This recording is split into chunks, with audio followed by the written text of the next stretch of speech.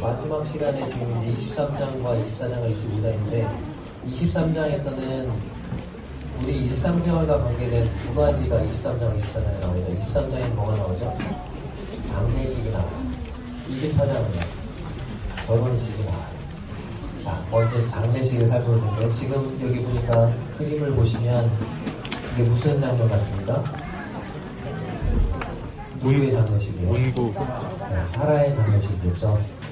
지금 사라의 시신을 들고 들어가고 있죠. 여기가 어딜까요? 네, 막벨라굴이겠죠. 그리고 그 옆에 부축을 받으면서 지팡이를 싣고 들어간 사람이 누구겠어요? 아브라함이겠죠. 창세기 23장 제목은 사라의 죽음. 사라의 향년이 기록이 되어 있어요. 127세를 살았다. 성경에 유일하게 얼마를 살았는지 보던 유일의 내용입니다.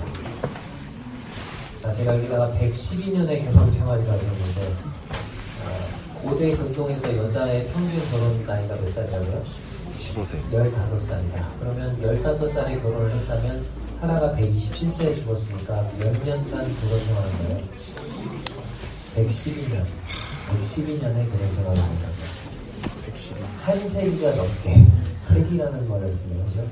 100년이 넘게. 그러니까 100년 가야, 100년 해로 오는데 100년이 넘게 해온 배우자를 내가 이렇게 많이 마셨냐? 큰 슬픔을 내가 이렇게 많이 마셨냐? 그거 아니야. 되었을 거예요. 그러네. 자, 근데 이제 이 사라가 죽고 사라의 매장지를 결정을 해야 되는데 어디다가 뼈를 묻을 것인가? 우리가 이곳에 뼈를 묻는다 그렇게 표현할 때 그 말은 무슨 말이에요? 저는 이곳에 뼈를 묻겠습니다. 그 말은 뭐예요? 불 받는다. 이곳이 내 고향입니다. 이곳이 나의 모든 애착이 담겨 있는 곳이, 애착이 가는 곳이 이곳입니다. 그런 게 있잖아요. 근데 어디다가 사라를 묻었죠? 아브라함이 사라를 묻기 위해서 자기들이 떠나왔던 우르를 간 게 아니고 하란으로 들어간 게 아니고 어디에? 이 약속의 땅 가나안, 하나님이 말씀하셨던 그 땅에 이제 묻는 거죠. 이 땅에 묻고 나도 이제 묻히게 되는 거죠. 아브라함도. 그 말은 뭐예요? 이제 이곳이 그들의 뭐가 된 거예요? 고향이라는 것입니다. 하나님이 말씀하신 이 약속의 땅, 이곳만이 우리의 뭐가 된다? 소망이 된다는 것을 말합니다. 그래서 헤브론에 있는 막벨라굴을 매장지로 구입을 하려고 하는 겁니다. 근데 이 매장지를 구입을 하려고 하는데 매장지를 구입하고 매장지의 소유주가 어떤 족속이에요? 헷 족속이라고 되어 있죠. 근데 영어로는 히타이트라고 되어 있어요. 우리 역사책에 히타이트로 최초의 철기 문화로 알려져 있는 그 족속입니다. 그러니까 역사책에만 나오는 게 아니에요. 성경에 나와 있는 그 족속이 역사책에서 보면 이렇게 되는구나 이런 걸 좀 보면 좋겠죠. 근데 이 장례식에서 그 아브라함이 어떤 영향력을 끼치고 있고 어떤 간증을 끼치고 있는 사람인지를 볼 수 있는데 아브라함은 이 주변의 이 헷 족속들에게 크게 존경을 받고 있었다는 걸 봅니다. 여기 뭐라고 되어 있습니까? 6절에 보니까 4절에서 나는 나그네요 거류하는 자이니 당신들 중에서 내게 매장할 소유주를 주어 내가 나의 죽은 자를 내 앞에서 내어다가 장사하게 하시오. 그러니까 해족들이 6절에서 뭐라고 해요? 당신은 우리 가운데 있는 하나님이 세우신 지도자이시니 당신은 우리 가운데 있는 하나님이 세우신 지도자이십니다. 이렇게 그 세상 사람들이 그렇게 아브라함을 얘기를 하고 있는 거죠. 그러면서 이 헷족속이 뭐라고 했냐면 이제 아브라함이 매장지를 좀 구하려고 하니까 헷족속이 처음에 제안이 뭐예요? 우리의 어디에다가 우리 묘실 중에서 좋은 곳을 택해서 당신의 죽은 자를 장사하소서. 우리 중에서 자기 묘실에 당신의 죽은 자 장사함을 금할 자가 없으리이다. 이 말은 뭔 말이에요? 우리 묘실 좋은 데 봐가지고 좋은 데 있으면 전자로 안치하게 해줄 테니까 거기다가 안치하십시오. 이렇게 그렇게 얘기하는 거죠. 자, 근데 고대인들은 장사를 어떻게 지내느냐에 따라서 그 사람의 묘세가 결정된다고 믿었다고 그래요. 그러니까 이 해쪽 속의 그 묘실에다가 사라를 장사 지낸다. 그 말은 해쪽 속들이 생각하고 있는 내세, 거기에 누구를? 사라를 합류시키라는 말인 거예요. 아브라함이 그것을 응할 수 있어요, 없어요? 없는 거죠. 그래서 아브라함이 거절하는 거죠. 그리고 그것을 공짜로 그렇게 안치를 하면 그 안치된 그 묘실은 아직도 누구 거죠? 해쪽 속 거죠. 그죠? 해쪽 속거가 되는 거예요. 아브라함이 이제 해쪽 속에 대해서 아주 정중하고 겸손한 태도를 보이는 것입니다. 해쪽 속을 향해서 몸을 굽혔다. 이런 표현이 계속 나오고 있어요. 오늘날 우리들에게 귀감이 되는 거죠. 이거 나는 구원 받았어. 저 사람도 구원 못 받았어? 그래서 구원 못 받은 것에 대해서 막 열등의식, 우리는 막 우월해. 이런 우월의식은 잘못된 거죠. 아브라함은 8절과 9절을 보면 8절과 9절을 보면 8절 끝부분 보겠습니다. 내 말을 듣고 나를 위하여 수알의 아들 에브론에게 구하여 그가 그의 반머리에 있는 그의 막벨라굴을 내게 주도록 하되 충분한 대가를 받고 그 뭘 주어요? 그 굴을 내게 주어 당신들 중에서 내장할 소유주가 되게 하기를 원하노라. 자, 아브라함은 애초에 뭐만 구입하고 싶었어요? 네, 굴만 구입하고 싶었어요. 막벨라 굴만. 에브론의 반머리가 이제 그 다른 성경에는 밭의 끝에 있는 그 굴만 구입하면 됩니다. 이렇게 얘기를 하는 거죠. 근데 에브론이 뭐라고 해요? 에브론이 막 10절과 11절에 보면 에브론이 해쪽 속 중에 앉아있더니 그가 해쪽 속 곧 성문에 들어오는 모든 자가 듣는 데서 아브라함에게 대답하여 이르되 내 주여 그리 마시고 내 말을 들으소서 내가 그 밭을 당신에게 드리고 그 속의 굴도 내가 당신에게 드리되 내가 내 동족 앞에서 당신에게 드리오니 당신의 죽은 자를 장사하소서. 읽다 보니까 그 밭을 드리고 그 속의 굴도 드리고 그러니까 마치 어떻게 들려요? 공짜로 그거를 다 어떻게 할 것 같이 주겠다는 것처럼 들리잖아요. 근데 이거는 유목민의 거래 관습이었다는 거죠. 그냥 이건 예의 멘트라는 거죠. 에브론은 뭣도 팔고 싶었던 거니까.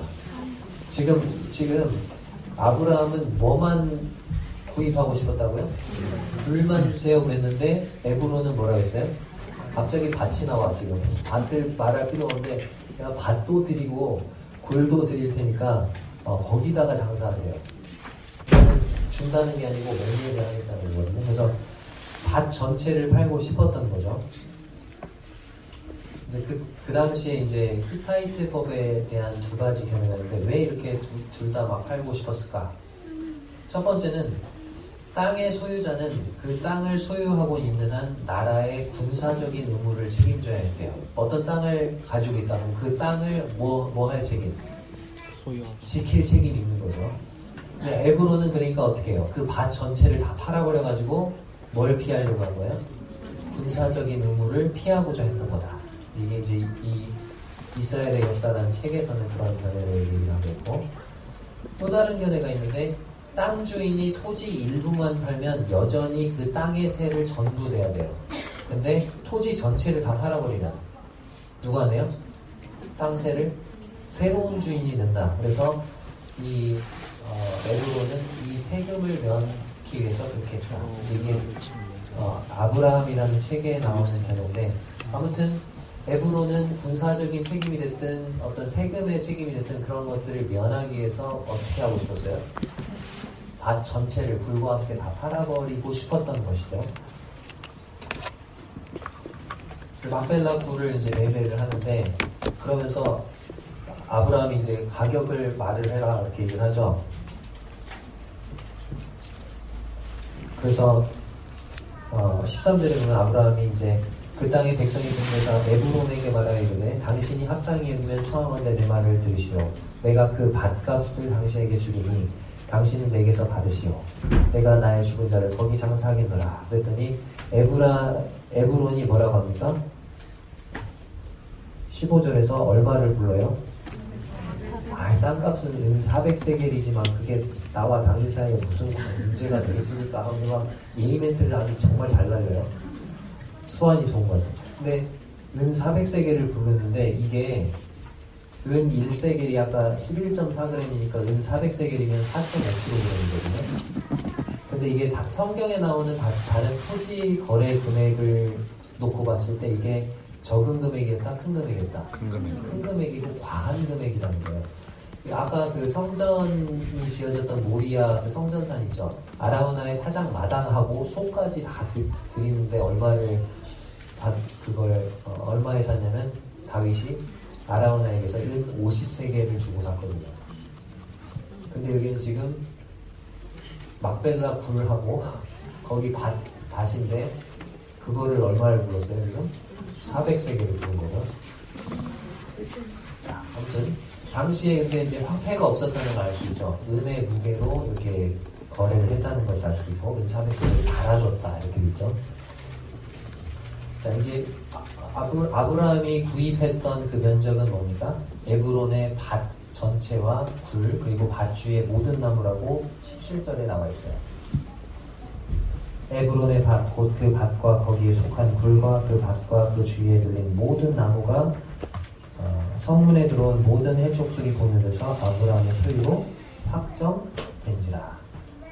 자, 거래를 할 때 어떻게 해야 되냐? 거래를 할 때 어떻게 해야 돼요? 확실하게 해야죠. 이렇게 확실하게 그리고 정확하게 투명하게 성문에 들어온 모든 해족속이 보는 데서 이렇게 아브라함이 거래를 했던 것을 봅니다. 그러니까 이런 부분에서도 우리가 좀 본을 받아야 되겠죠. 어떤 거래가 됐든지 이런 것들은 확실하고 정확하고 투명하게 해야 된다. 이렇게 해가지고 이제 아브라함이 혹시 죽고 난 이후에도 분쟁이나 훼손의 소지가 있어요, 없어요, 이제?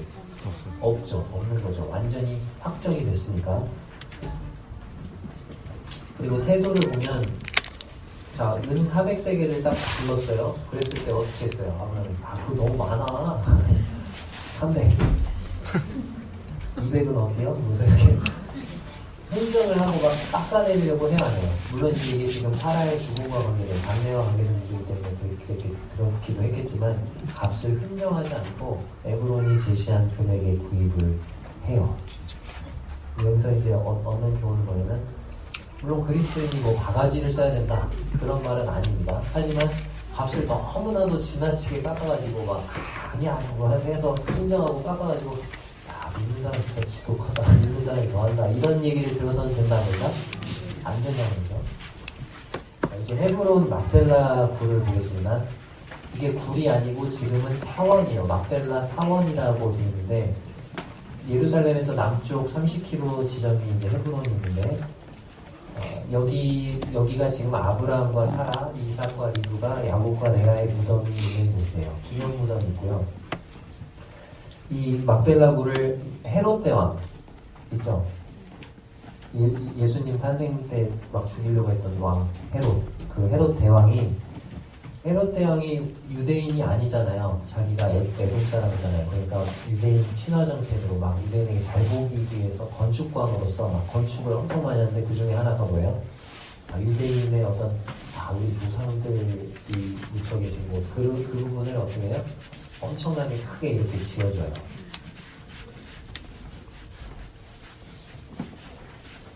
그래서 막벨라 굴의 모습이 이렇게 평면도가 이렇게 됩니다. 그래서 맨 왼쪽에 레아의 무덤, 야곱의 무덤, 야곱과 레아가 있고 가운데에 아브라함과 사라의 기념 무덤이에요. 기념 무덤. 실제 시신이 거기 있는 게 아니고 기념 무덤이에요. 가묘라고 하죠. 가묘가 있고 그 다음에 오른쪽에가 이제 이삭과 리브가의 무덤이 있는데 가운데 선으로 나눠져 있죠. 왼쪽이 뭐예요? 유대교 구역이에요. 오른쪽은 이슬람교 구역이에요. 왜? 아브라함이 하갈 때문에 그래서 아브라함이 하갈을 취해서 낳은 아들이 누구죠? 이스마엘 자손들이 아브라함 우리 아버지야, 우리 조상이야, 아브라함이 우리도 후손이야 이렇게 하는 거죠. 그래서 절반을 내주고 절반을 갖고 이렇게 하는 거죠. 그래서 아브라함과 사라의 무덤, 아브라함의 무덤은 그래서 어떻게 되냐면 벽이 있는데 관이 이쪽으로 절반, 이쪽으로 절반. 이삭과 리브가의 무덤인데 제가 좀 이따 보여드리겠습니다. 그리고 이제 여기에 보면은 이삭의 무덤, 이제 이 이슬람교 모스크 쪽에서 이삭의 무덤 앞쪽에 여기 가운데 쪽에 동그라미 선 좀 보이죠? 거기에 구멍이 있어요. 그 구멍을 통해서 밑을 쳐다볼 수 있는데 거기가 막벨라 굴이 아니라 막벨라 굴 위에 또 방을 지었어요. 막벨라 굴로 통하는 방이 보이는 구멍이죠. 자, 그거를 이제 옆에서 보겠습니다. 뒤집어서 이렇게 딱 옆으로 보면 이렇게 되는 거죠. 아까 이삭의 무덤이 있었죠? 이삭의 무덤이 있고 아까 그 구멍 있죠? 그 구멍 밑에 뭐가 있어요? 구멍 보이죠? 그 구멍 밑에 뭐가 있어요? 막벨라 위에 만들어진 방이 있고 그 바로 밑에 뭐가 있어요? 첫 번째 만들어진 막벨라 동굴. 그러니까 거기에 장사를 하는 거예요. 그리고 그 옆에 두 번째로 만들어진 확장한 게 있죠? 확장한 안쪽 동굴이 있고 그리고 그 막벨라 동굴 위쪽에 막벨라 위에 만들어진 방이 있었고 그 위에 이제 막벨라 사원을 짓고 기념묘를 넣은 겁니다. 그래서 이 기념묘에 들어가면 이게 지금 딱 이 두 개 지금 진짜 무덤이 아니고 저 가짜 무덤이에요. 두 개가 왼쪽 게 리브가의 묘, 오른쪽 게 이삭의 묘. 여기는 그러면 어느 지역일까요? 이슬람교 지역일까요? 유대교 지역일까요? 이슬람교 지역이라는 걸 알 수 있죠. 이삭과 리브가니까. 그리고 이삭의 묘 앞쪽에 이쪽 화살표로 보이는 이쪽이 뭡니까? 이거 제가 마지막에 또 추가해가지고 여기 없어요. 이런 재미가 있어요. 없어요. 그래서 자, 여기 지금 화살표 보이는 부분에 요런 게 서 있어요. 요런 게. 요런 게 서 있는데 여기에 요런 게 있어요. 또 여기가 바로 막벨라 위에 만들어진 방을 내려다보는 구멍이 있는 거예요. 이렇게. 이 속으로 이렇게 저도 한번 들여다 봤거든요. 근데 그 방에 뭐 초 같은 걸 막 펴놓고 했는데 잘 안 보여요. 잘 안 보여요. 아무튼 저런 거다. 헤브론대로 한번 가보겠습니다. 헤브론의 유명한 성지 막펠라 동굴입니다. 출입구가 두 개로 나뉘어져 있는데요. 이곳은 아라빈 구역입니다. 이슬람 신자들이 기도를 드리는 사원인데요. 막펠라 모스크의 반에서 이슬람 쪽입니다. 그래서 무슬림들은 자기를 들어갈 때 이렇게 다 신발을 벗고 들어갑니다.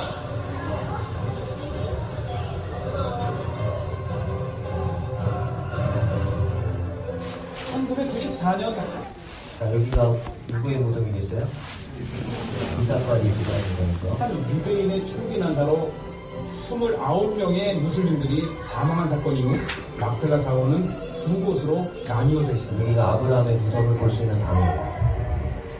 현재 막펠라 굴 사원은 정확하게 지금 보이는 이 아브라함 무덤을 중심으로 반으로 나뉘어져 있습니다. 그래서 아브라함의 무덤은 가운데 있어서 무슬림 쪽이나 유대인 쪽이나 동시에 볼 수 있고 대신 이곳에서 이 무슬림 쪽은 이삭과 리브가의 무덤이 있고요. 나중에 우리가 다시 돌아서 들어가야 되는데 이 건너편에는 야곱과 레아의 무덤이 있습니다. 이슬람과 유대교 모두 자신들이 조상이라고 주장하는 아브라함. 네, 여기서 보면 좋습니다. 그래가지고 이게 어떻게 돼 있어요? 반토막이 이쪽에서 조금 볼 수 있고 저쪽 성문에서 또 좀 저렇게 볼 수 있고 중간에 이렇게 있는 거죠. 이제 24장으로 넘어가겠습니다. 24장 이제 장례식을 넘어서서 이제 무슨 식? 결혼식으로 합니다. 이삭이식. 설레죠. 자, 24장의 주인공이 누굴까요? 이삭과 리브가가 아니고요.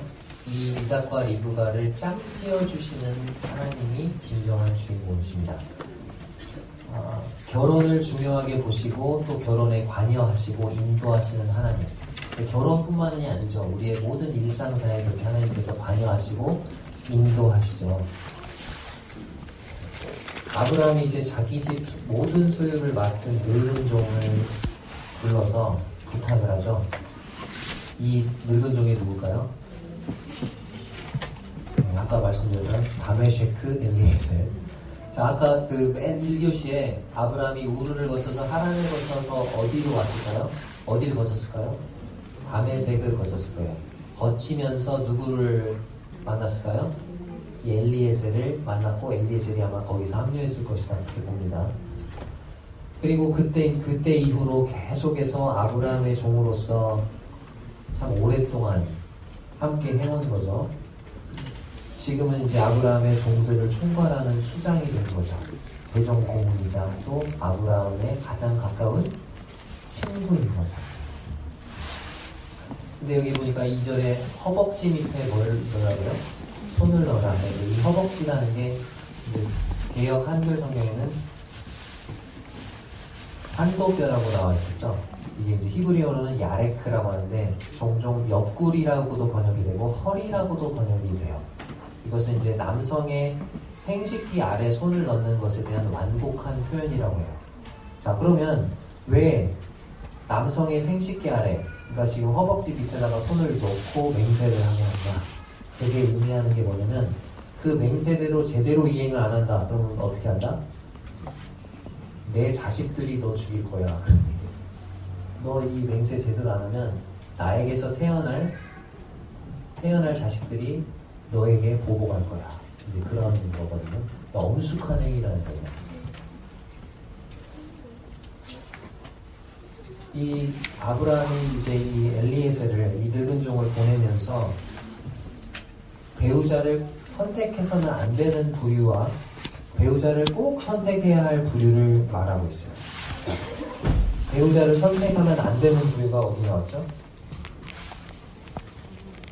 3절에 나와있죠. 3절 끝부분에 보면 너는 내가 거주하는 이 지방 가나안 족속의 딸 중에서 내 아들을 위하여 아내를 택하지 말고.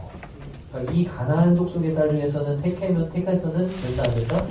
안 된다. 선택하면 안 되는 부류가 있고, 다음 4절에 보니까 어디 가세요? 내 고향 내 족속에게로 가서 내 아들 이삭을 위하여 아내를 택하라. 그러니까 배우자를 꼭 선택해야 할 부류가 있는 거죠. 아브라함 시대 때는 이 선택해야 될 부류와 선택하지 말아야 할 부류가 이렇게 나뉘었는데 지금 우리가 사는 이 교회 시대에 우리에게는 어떻게 적용해 줄 수 있어요? 믿지 않는 자와 멍해를 같이 하지 말라. 믿음 안에서 결혼을 해야 되는 거죠. 그러니까 어떤 사람이 너무나 인품도 좋고 성격도 좋고 너무 다 좋아. 조건도 좋고 다 좋은데 그리스도인이 아니야. 그러면 어떻게 해야 돼요? 방금 첫 번째 여기 말씀하고 있는 이 배우자 선택 기준의 첫 번째에서 이미 탈락하고 좋다는 거예요. 배제하세요. 일단 이 청년들 많으신데 일단 배제하세요. 내가 전도해서 뭐 구원을 시켜야지. 자기가 하나님이에요? 구원 안 돼요. 저 사람을 전도의 대상으로 삼으면 돼요.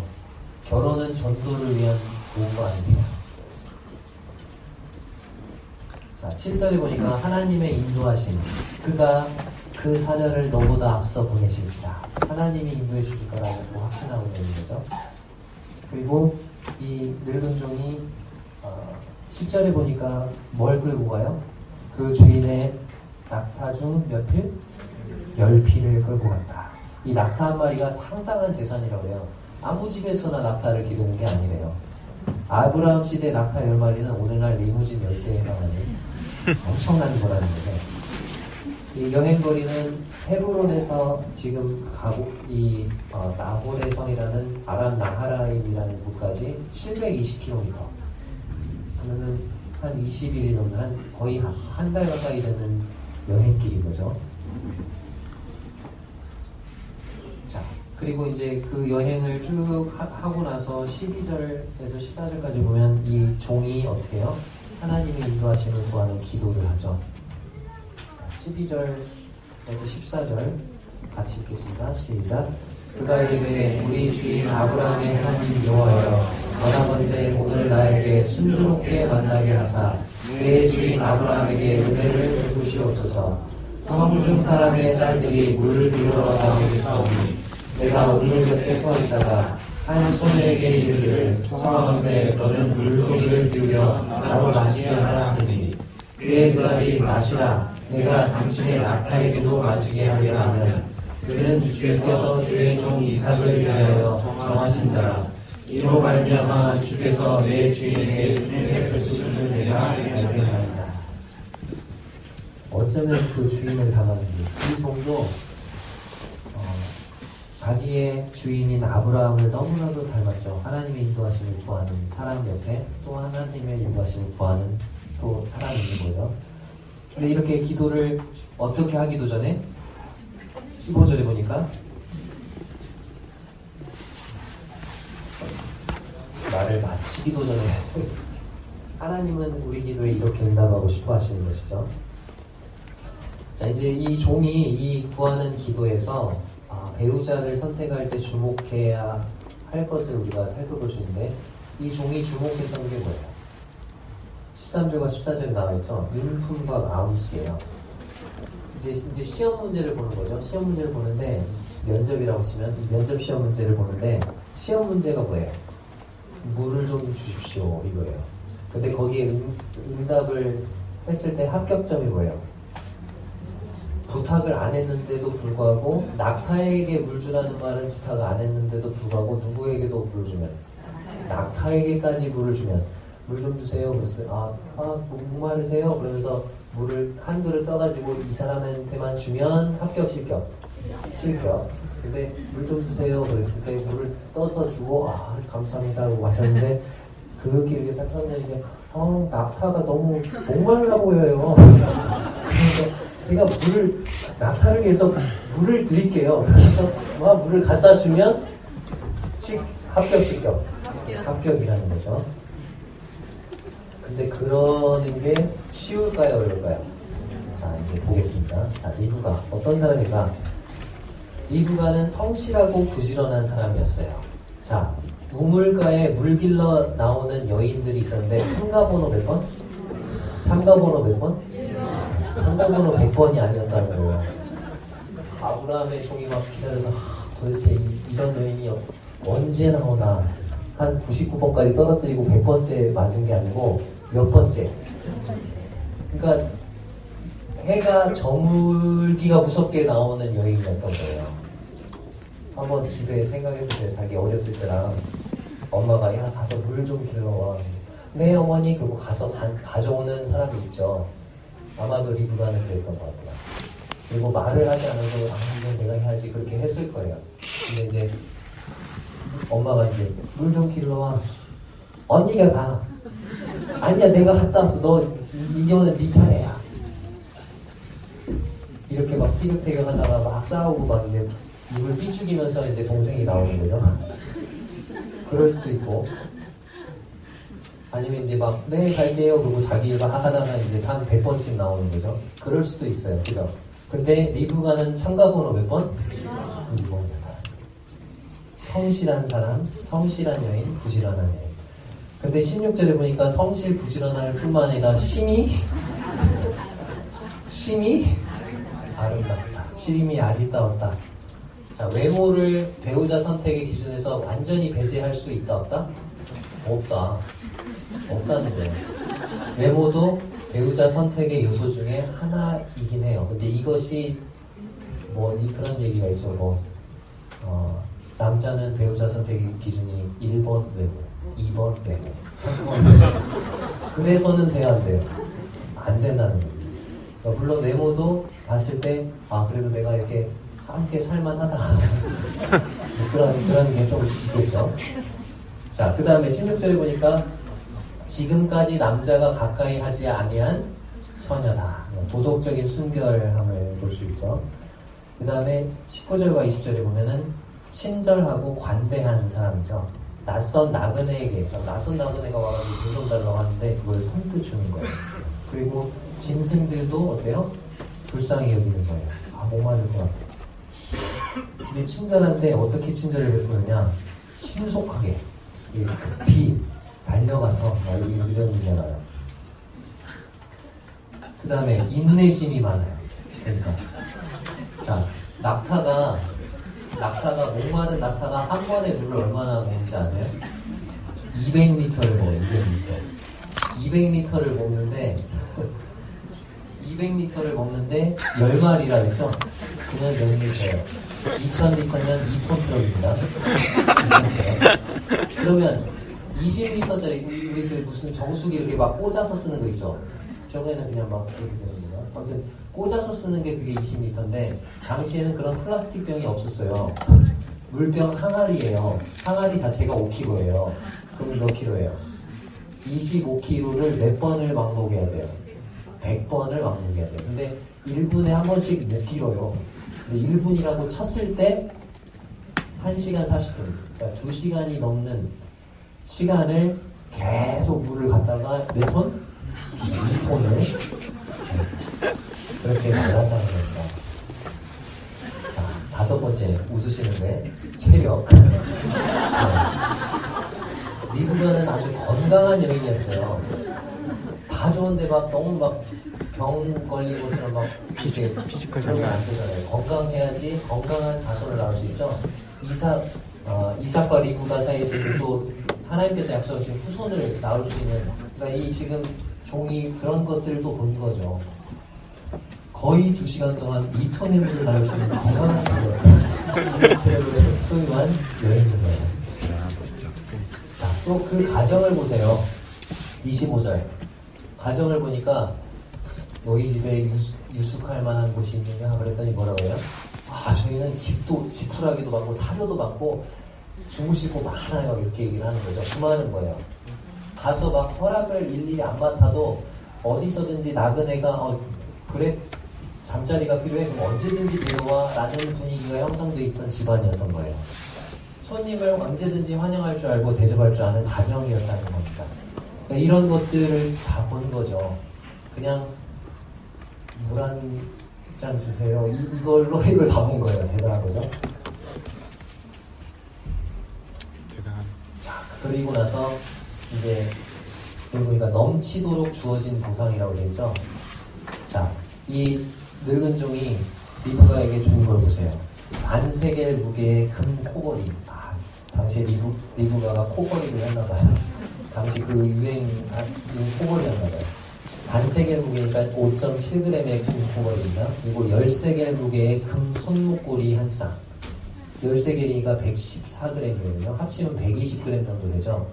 요거를 우리나라 지금 금 시세가 1g에 4,600원인데 금 한 돈이 17만 3천 원이래요. 그게 이제 오늘날 가치로 따지면 550만 원인데 당시는요 10배나 20배 정도 더 가치가 있었던 거예요. 금이 더 뛰기 때문에. 그래서 그렇게 따지면 5천만 원에서 약 1억 원까지도 가는 거예요. 그런 가치를 준 거죠. 이런 알바 한번 해보면 2시간 동안 2톤의 물을 받아서 1억을 받는 거예요. 자, 하나님은 결코 뭐가 아니다? 빚쟁이가 아니시라. 우리의 섬김과 봉사에 항상 더 넘치도록 보상해 주신 하나님이시라는 거예요. 자, 아까 말씀드렸던 결혼을 주관을 누가 하고 있습니까? 보니까 29절, 50절 누가 자꾸 달려오고 막 와서 얘기하고 하죠? 라반, 오빠가 하는 거죠. 당시 사회는 오빠가 누이 동생의 결혼을 주관했다는 거죠. 그랬기 때문에 아브라함이 사라를 뭘로 속였어요? 누이로 속였고 그래서 이제 많은 부를 얻었던 것을 살펴봤습니다. 자, 그리고 이제 33절에서 49절까지는 하나님의 인도하심과 섭리를 진술합니다. 종이들이 제가 이렇게 해서 간증을 막 하는 거죠. 이렇게 했는데 이렇게 했어요. 그 간증을 듣고 라반과 그들의 반응이 어떻습니까? 이 일이 누구에게로 말미암았다고요? 여호와께로 말미암았으니 우리가 가부를 말할 수 없다. 이렇게 얘기하죠. 하지만 최종 선택과 책임은 누구에게 달려있어요? 본인에게 달려있는 겁니다. 그래서 이렇게 물어보죠. 네가 이 사람과 함께 가려느냐? 그러니까 리브가가 대답하죠. 뭐라고요? 가겠나이다. 최종 선택과 책임은 본인이시는 거죠. 근데 지금 자기의 고향을 떠나야 돼요. 가족을 떠나야 돼요. 그리고 어딘지도 모르는 곳으로 지금 가는 거거든요. 자, 누구랑 비슷한 신앙을 가지고 있어요? 네, 시어머니 사라와 비슷한 신앙을 가지고 있어요. 이 누구가요? 사라가 아브라함 하나님께서 말씀을 통해서 아브라함에게 나타나셔서 그 고향과 친척을 떠나라고 했을 때 그 말씀에 순종해서 나갔을 때 그 남편만을 믿고 따라 나섰던 것처럼 여기 리브가도 지금 비슷한 사라와 비슷한 신앙을 가지고 있는 것입니다. 이제 그렇게 해서 따라서 오죠. 따라서 오는데 이삭이 어디에 있어요? 여기 많이 넘어가거든요. 62절입니다. 그때 이삭이 어디에서 왔다고 했어요? 보엘라 헤로이에서 왔으니 그가 네게부 지역에 거주하였습니다. 이삭이 그 앞에서 이제 아브라함이 헤브론에 살고 있었죠. 헤브론에서 아마 같이 살고 있다가 이삭이 지금 이제 결혼 앞두고 이제 독립할 준비를 하고 있었던 것 같아요. 그래서 어디에 살고 있었다고요? 네게부 지역에 있는 부엘라 헤로이. 아까 그 하갈에게 나타났던 그죠? 그곳이죠. 근데 지금 부엘라 헤로이에 있었는데 어디에 와 있는 거예요? 결혼을 위해서. 네, 아버지 집에 와 있는 거죠. 헤브론에.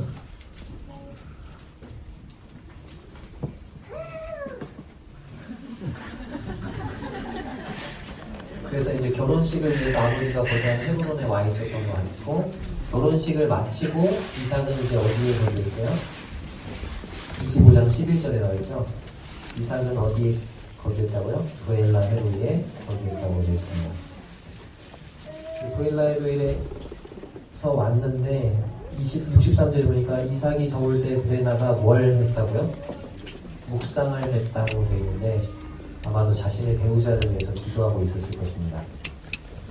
그리고 65절에 보니까 이제 리브가가 누구를 봐요? 이삭을 발견하고 저게 누구냐 그랬더니 저 사람이 바로 내 주인입니다. 저 사람이 바로 당신 신랑 될 사람입니다. 그 말을 듣고 한 일이 뭐예요? 너울을 가지고 어떻게 했어요? 자기 얼굴을 가리더라. 그 말은 뭐냐면 너울로 얼굴을 가렸다는 얘기는 자기가 신부라는 걸 알려주는 거예요. 신부가 얼굴을 가리거든요. 그러니까 자기가 신부 될 사람이라는 것을 누구에게? 이삭에게 알려주는 거예요. 그렇게 얼굴을 가리면서.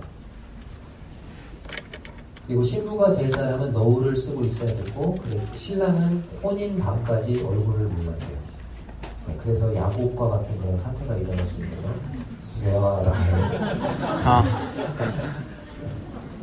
자, 그리고 67절에 보니까 같이 한번 읽겠습니다. 시작. 이삭이 리브가를 인도하여 그의 어머니 사라의 장모로 되고 그를 맞이하여 아내로 삼고 사랑하였으니 이삭이 그의 어머니를 장례한 후에 이로를 거두더라. 이삭이 리브가를 인도하여 어디로 들였다고요? 네, 그의 어머니 사라의 장막으로 들였다. 그 말은 제가 여기다 적어놨죠. 이 여자가 이제 우리 이 모든 가족의 누구입니다. 안주인입니다. 그렇게 모든 가족들과 그 종들에게 이 리브가를 소개해 주는 거예요. 그렇게 소개하는 것입니다. 멋있죠? 이 리브가는 이삭은 그리스도의 모형이라는 걸 너무 많이 봤기 때문에 리브가만 살펴볼게요. 리브가는 그리스도의 신부된 교회의 모형인데, 첫 번째로 이 리브가의 결혼은 리브가가 그것을 알기 오래전부터 계획되었죠. 오래전부터 아브라함이 계획을 했잖아요. 벌써 한 달 전부터 계획이 돼가지고 그걸 몰랐죠. 리브가는. 그리고 리브가는 하나님의 목적의 성취 및 완성을 위해 필요했죠. 이삭의 결혼, 그것을 위해서 필요한 리브가는. 그리고 아들과 함께 영광을 함께 나눌 수 있었고요. 또 그녀는 아들의 사자요 그녀의 동행자를 통해 아들에 대해 배웠다. 이게 누구예요? 그 늙은 종이죠. 이 늙은 종이 상징하는 게 누구예요? 성령님이시잖아요. 성령님을 통해서 아들에 대해서 배우는 거죠. 우리도 육관자에서. 그녀는 보지 못하였으나 사랑하는 아들에게 가서 말할 수 없는 영광스러운 즐거움으로 기뻐하기 위해 즉시 모든 것을 떠났다. 그렇죠? 그리고 그녀는 아들을 만나기 위해 종의 인도를 받아 광야를 여행했다. 광야와 같은 세상을 여행하고 있는 우리 교회의 모습을 봅니다. 그리고 그녀는 아들의 사랑을 받았고 마침내 그와 영원히 연합되었다.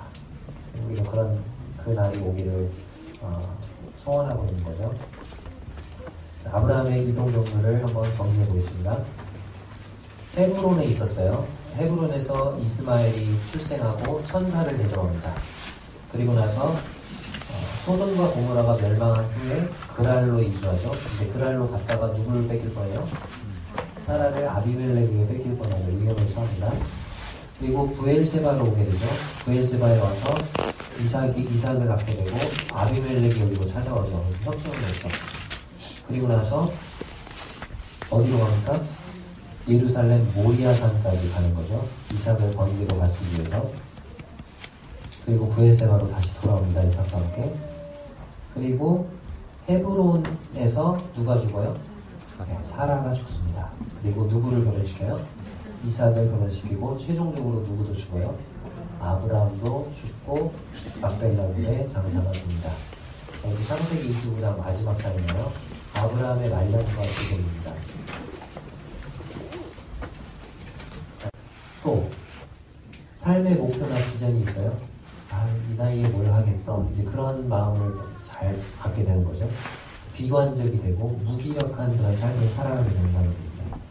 근데 아브라함의 말년을 통해서 우리가 보는 것은요. 아브라함은 그런 삶을 살았어요. 말년을 어떻게 보냈는지 살펴보면 아브라함은 새로운 결혼 생활을 해요. 그래서 후처 그두라라는 여인을 새 아내로 얻습니다. 물론 낭만주의자들 있죠. 낭만주의자들이 어떻게 살아요? 아브라함 진짜 낭만이 없어. 어떻게 아내 죽었다고 새 아내를 얻어? 끝까지 혼자 살다 죽어야지.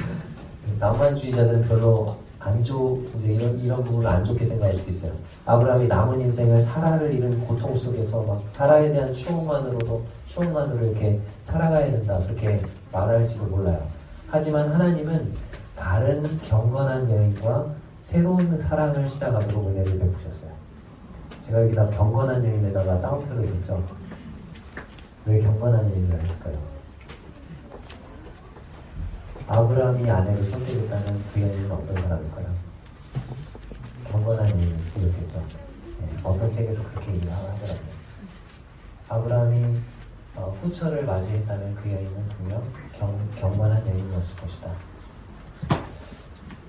자, 세 번째 제가 우리 아이가 생겼어요 이렇게 되는데 아브라함은 아마 그두라와 결혼을 하고 이제 뭐 나이가 지금 아브라함이 137세입니다. 127세에 죽었습니다. 사라가. 아브라함 137세. 이제 남은 여생 내가 몇 년을 더 살지 모르는데 뭐 이렇게 둘만 여생을 살겠지 이렇게 생각을 했을 거예요. 근데 갑자기 그두라가 와가지고 말하는 거예요. 여보, 우리 아이가 생겼어요. 그래서 아이를 낳았어요. 근데 얼마 또 있다가 그두라가 딱 와가지고 여보, 둘째가 또 생겼어요. 둘째를 낳았어요. 근데 또 좀 있다가 여보, 셋째가 생겼어요. 그렇게 해가지고 몇째까지? 6째. 근데 이게 다 아들만 기록이 된 거거든요. 누구도 있었을까요? 딸도 나왔겠죠. 그러면 아브라함은 사라와의 결혼 생활 동안 진짜 평생에 정말 너무나 간절히 듣고 싶었던 말이 뭐예요? 우리 아이가 생겼어요. 우리 아이가 생겼어요. 그거를 너무 자주 듣고 싶었어요. 근데 몇 번 들었어요, 사라한테. 딱 한 번 들었어요. 드디어 생겼어요. 그러고는 없었거든요. 근데 이 그두라를 통해서 너무 그걸 자주 쓰는 거예요. 하나님이 그런 축복을 주시는 거죠. 6번 이상 아마 그 얘기를 들었습니다. 시므란이라는 아이가 태어났고 첫째가 시므란인데 그 뜻이 음악가라는 뜻입니다. 둘째가 욕산인데 덫을 놓는 사람. 왜 그런지 모르겠어요. 자, 그리고 아브라함은 말년을 지루하게 보냈을까요? 아브라함 어떻게 보냈을 것 같아요? 그걸 딱 보니까 제가 지금 자녀가 넷인데 군주에 죽을 지경입니다. 아브라함은 지금 후처에게서 지금 6을 낳죠. 거기 딸들도 있었을 걸 감안하면 10명 가까이 내외 되겠죠. 자녀 양육으로 지루했을 것이다, 분주했을 것이다. 분주했겠죠. 바빠 죽었겠죠. 아브라함은 갓난아이와 놀아줬어야 했을 거예요. 공부할 나이가 된 아들에게는 글자를 알려줬을 거예요.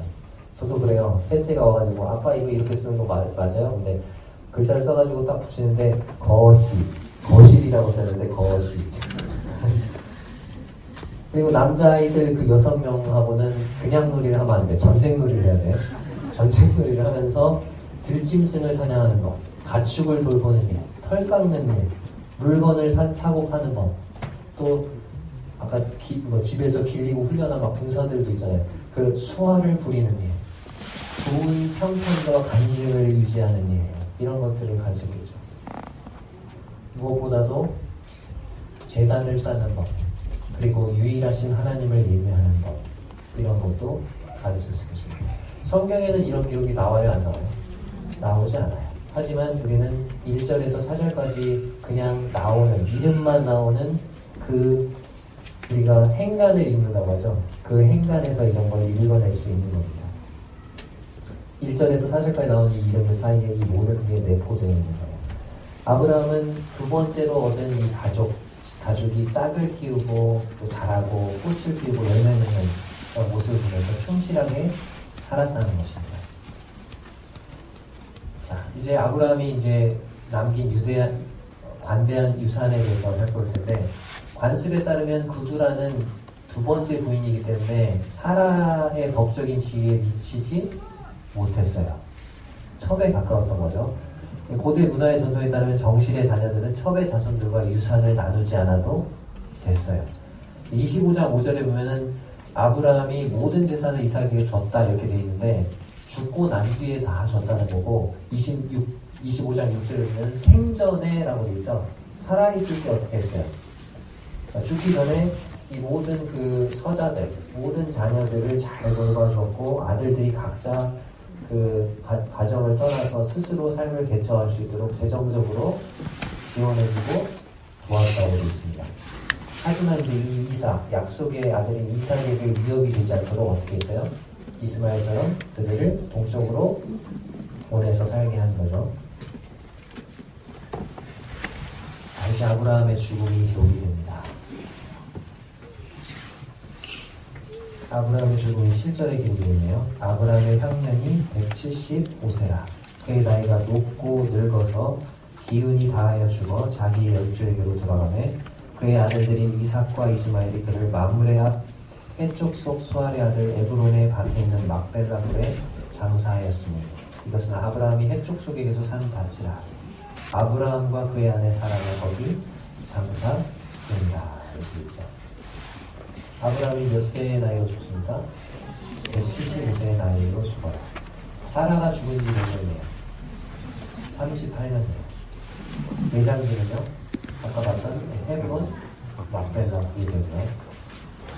이삭과 이스마엘이 화해를 했나봐요. 이삭과 이스마엘이 아무튼 사라와 함께 장사를 합니다. 자, 여기서 이제 던지는 질문은, 그럼 과연 우리는 인생의 말년을 어떻게 보낼 것이냐는 거죠. 인생의 말년을 위한 새로운 목표와 비전을 세워야 한다는 거죠. 그래서 우리의 시간과 정력, 그리고 재능과 자원을 어디에 투자해야 될지 현명하게 선택을 해야 된다는 겁니다. 그리고 두 번째, 무기력하게 포기하려는 유혹을 끊임없이 거절해야 된다는 거예요. 아, 내가 이 나이에 뭐 하겠어. 아, 나 60세 넘었으니까 교회 애창도 빠지네. 그렇게 하면 안 돼요. 그리고 나이가 들었을 때, 내가 지금 젊었을 때 감당해야 되는 사역들이 있는가 하면, 나이가 들었을 때 그럼 사역의 방향이 달라지는 것이지 사역을 놔버리는 게 아니라는 거죠. 그런 것들을 우리가 생각하게 되는 거죠.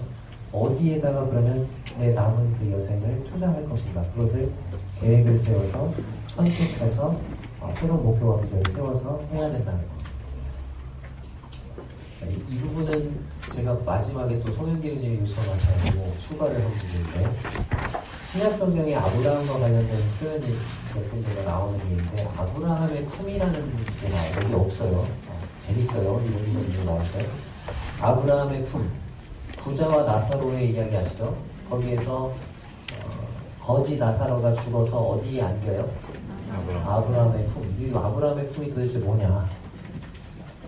이에 거지가 죽어 천사들에게 받들려 아브라함의 품에 들어가고. 이게 이제 여러 자료들을 이렇게 살펴봤는데 이 자료가 가장 좀 괜찮은 것 같아요. 새 성경 사전에 이렇게 되어 있습니다.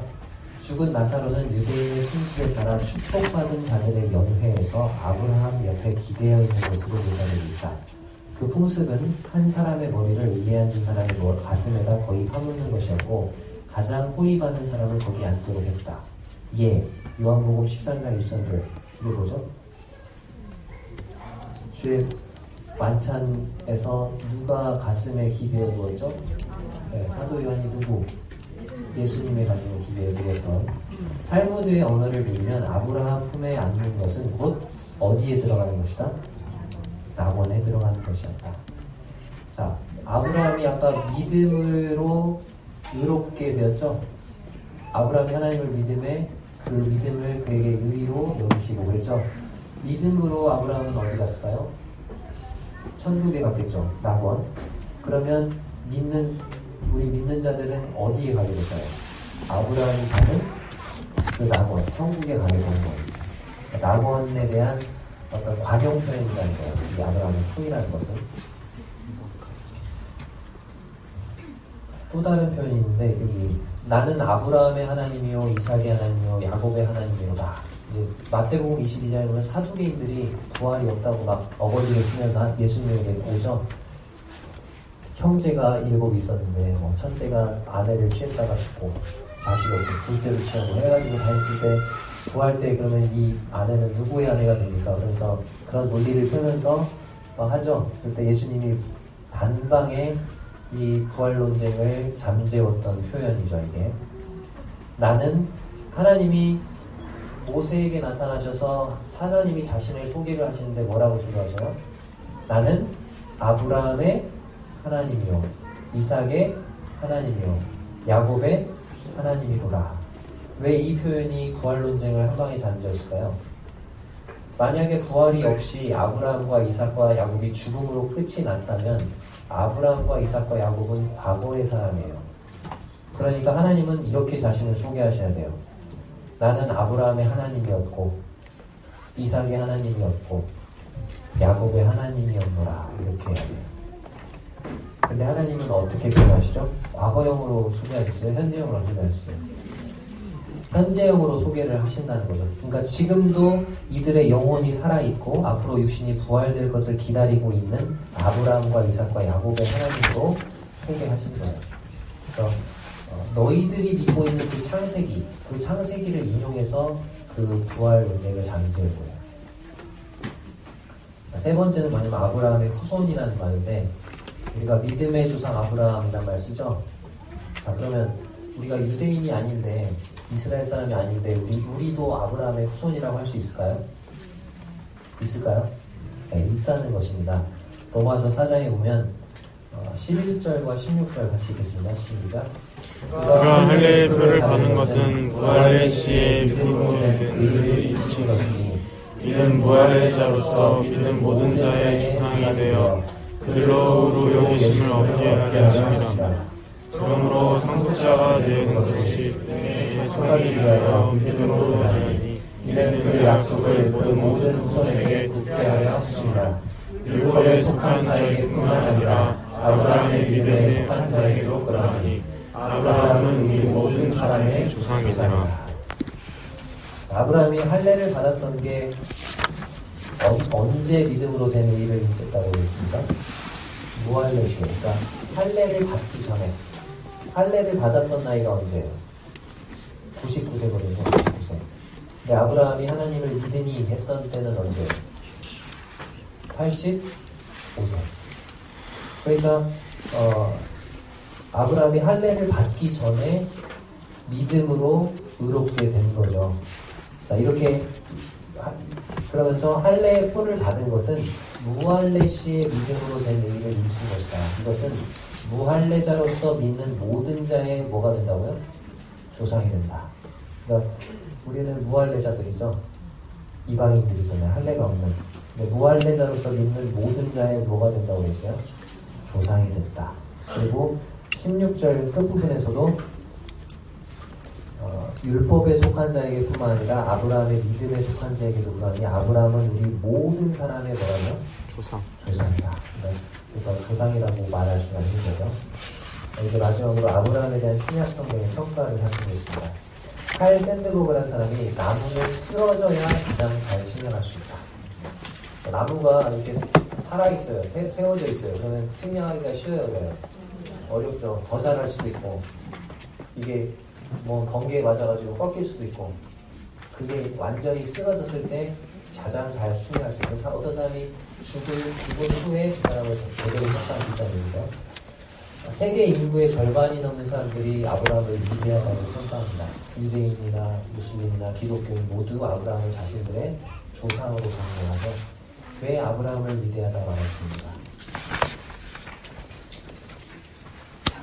이 부분을 히브리서 11장으로 정리하려고 해요. 히브리서 11장을 믿음의 전당이라고 하죠. 아브라함의 생애를 12줄로 표현하고 있습니다. 여기에 믿음으로 행했던 4번의 중요한 사건들이 나오는데 첫 번째는 뭡니까? 믿음으로 뭐 했어요? 한번 찾아볼까요? 히브리서 11장.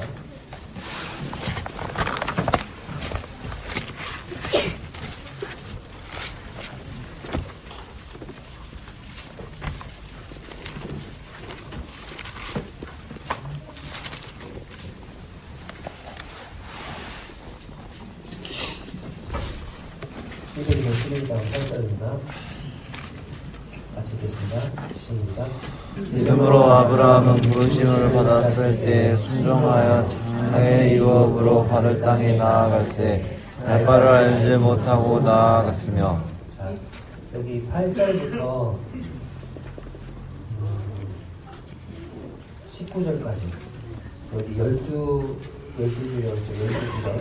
12구절에서 아브라함의 생애를 평가를 하고 있어요. 히브리서에서. 여기에 아브라함의 생애에서 믿음으로라는 말이 4번이 나오는데 8절에 첫 번째 믿음으로가 나오는 거죠. 믿음으로 아브라함이 행했던 것이 뭡니까? 첫 번째, 부르심을 받았을 때 어떻게 했다고요? 순종을 했다는 거예요. 하나님이 부르셨을 때 순종할 줄 알았던 사람. 근데 갈 바를 알지 못하고 나아갔대요. 우리도 이렇게 살다 보면 하나님이 여러 가지 일들로 부르시잖아요. 너 이거 해봐. 아, 저 안 돼요, 안 돼. 저도 이것도 부르심이거든요, 어떻게 보면. 뭐, 교사 세미나 6시간을 하라고 해도 안 돼요. 처음에 그랬는데, 여러 그런 섬기다 보면은 여러 가지 많은 종류의 부르심이 있어요. 그 부르심에 순종하는 겁니다. 어떻게 될지 모르고 하죠. 그 결과가 어떻게 될지 우리가 알고 합니다. 모르고 하잖아요. 그냥 부르심에 순종하는 거잖아요.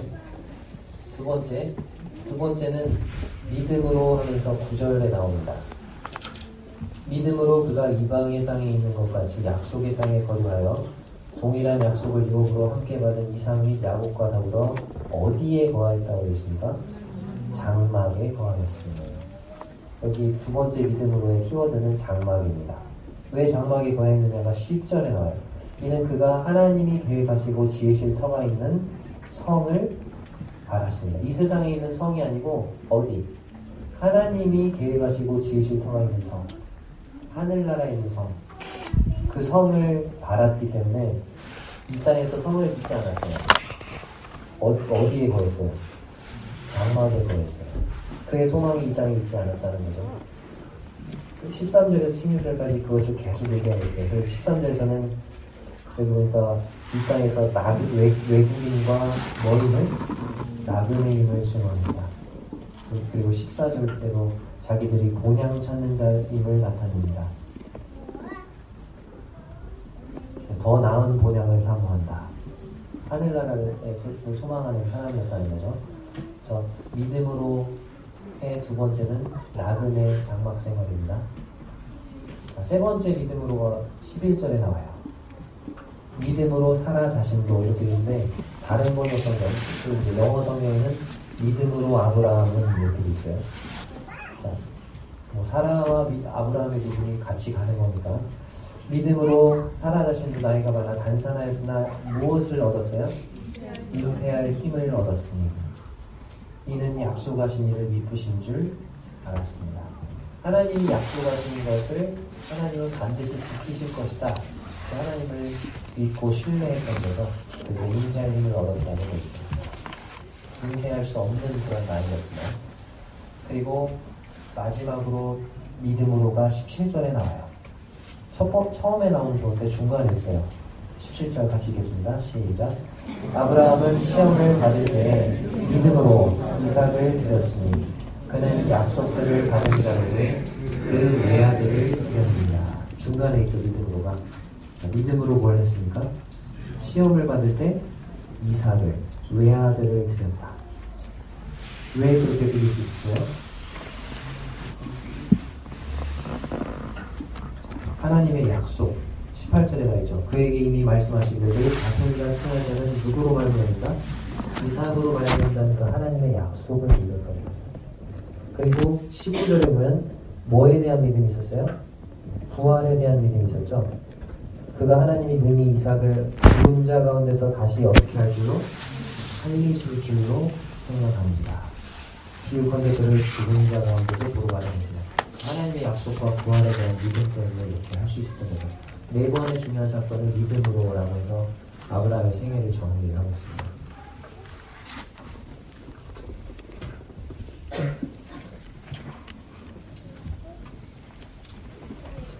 아브라함의 삶에 흠이 있었어요. 물론 아브라함의 삶에 나타났던 결정들, 이런 걸 통해서 아브라함도 참 우리와 같은 사람이었구나 이런 걸 알 수 있는 거죠. 아브라함의 흠이 뭡니까? 기근을 피해서 어디 갔어요? 외국으로 갔잖아요. 약속의 땅에 떠나서. 약간 현실 도피적인 그런 사람이었다는 거. 두 번째, 아브라함의 흠은 거짓말을 잘해요. 하나를 믿으라고 두 번 그랬죠. 우리는 더 많이 하지 않아요? 세 번째, 조급함이에요. 잘못된 조언을 따라서 하가를 첩으로 취하죠. 인내의 힘이 좀 더 있었으면 그러지 않았을 텐데.